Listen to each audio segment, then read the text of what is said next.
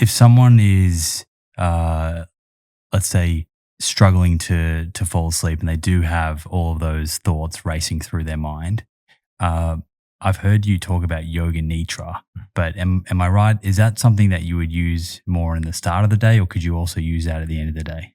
Yeah, yoga nidra is, I think, my favorite tool of all in all of mental enhancement. Or yoga nidra literally means yoga sleep. These are free scripts on YouTube.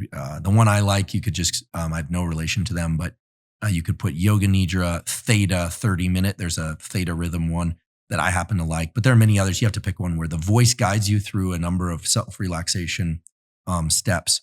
And sometimes there's an intention or something of that sort.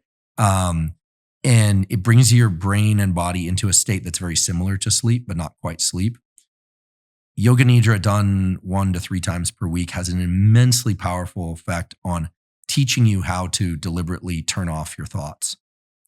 It's allowed me to work in, I think, a far more concentrated way than I would otherwise.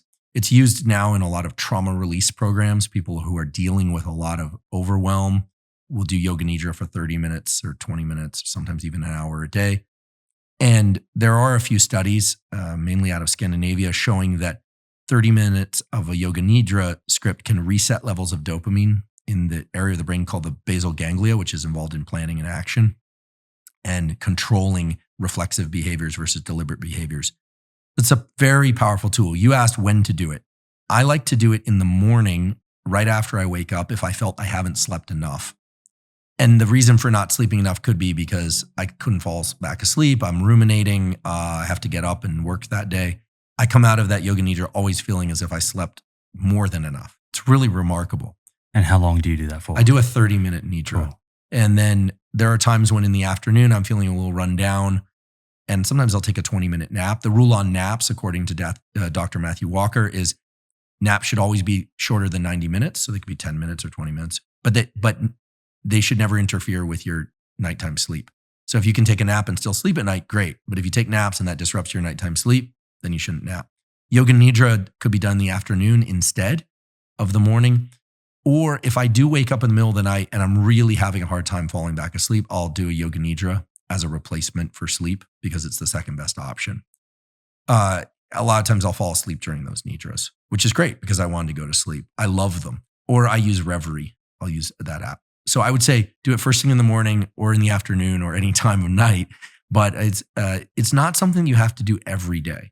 I think a lot of people think, oh, you have to do it every day. I mean, you're teaching your nervous system how to deliberately relax. Likewise with physiological sighs, if you do them regularly, you'll find that you have an easier time relaxing when you decide to do one spontaneously. Mm-hmm. Do you do yoga nidra sitting down or lying down? I lie down. Okay. On any surface. Yeah, I lie down. If I've done them in my car before, if I'm like, I hate commuting and I hate traffic. So sometimes if I'm feeling really tired, I'll just pull the car over, not on the side of the freeway, but I'll pull over into the neighborhood and I'll put the seat back so I'm not fully reclined and I'll just listen to a nidra and come out of that. I feel great.